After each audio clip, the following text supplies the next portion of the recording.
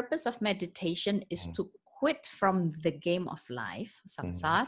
So does that mean that meditation is against God's will? But you see, the thing is to add a purpose with meditation is itself wrong. My views are changing. You know, somebody was asking me, and I said, look, if you consider yourself as my disciple, I don't consider anybody as my disciple as yet. I don't have one. I'm still looking for one. But if you consider yourself as my disciple, and you are growing, then I have the same freedom to grow also. Does that mean meditation is against God's will, because meditation is actually to quit from the game of life, samsara? Who is quitting? You know, we discuss a lot about. Sorry? Where can you go? That I don't know, Guruji. Exactly. I've never been there. Exactly. So, you know, stop all these games, you know. When Buddha got enlightened, what did he do? Nobody has this idea. The more I read about Zen teachings, about this koan and all that, you know, I think they are misleading. They are misleading. Now I come to realize that these koan and all these high philosophies are taking you away from the truth. When Buddha got enlightened, what did he do? He gave these injunctions. Yeah. Right thinking, right perception, right living. Nothing about death, nothing about moksha, nothing about nirvana. It was how to live your life rightly. Yes. Yeah.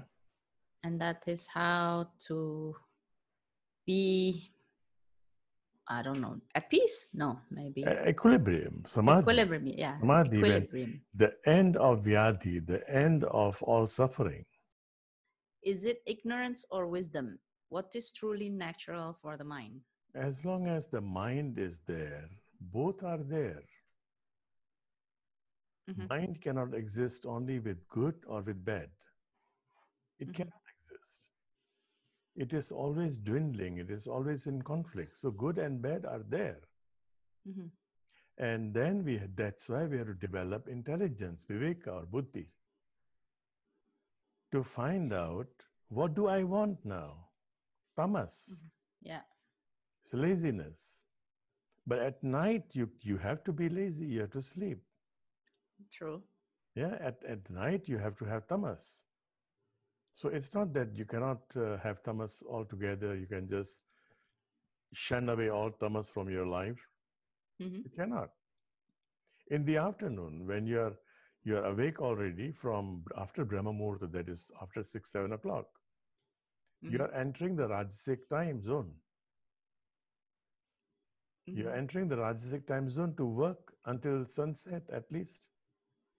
And after sunset, you go back again. Before you go to tamas, you again go back to sattvic hours, study or bhajans or kirtan, you know. Yeah. So these 12 hours in the afternoon, you have to be Rajasic. So all these things, good, bad, dynamic, and laziness, and all these things have to go together.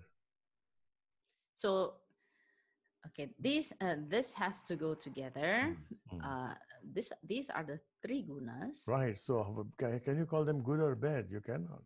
Yeah, but then Krishna said in Bhagavad Gita that we have to go beyond the 3 gunas. Yes, when you have this viveka, this buddhi, then you can go beyond 3 gunas and you can use them as per your requirement.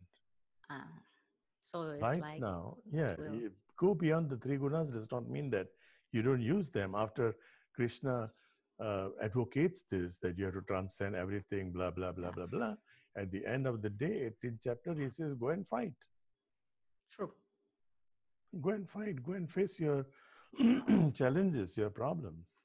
So there is a mission, because we have to use that to fulfill a mission. Exactly. So, you know, people are discussing, I'm so sad sometimes, all these big names, you know, they're discussing who is greater, Krishna or Buddha. Both of them are having the same message. Buddha is telling you the same thing. Go and work, have a right perception, have a right thinking, have a right living. Krishna is saying the same thing. Walk on the path of Dharma. Maybe a different style, Guruji. Different style, different time, different times, different period. And the same, it's one and the same avatar anyways. One and the same message, even one and the same message. Yeah, just different packaging, different ways of serving it. True, true.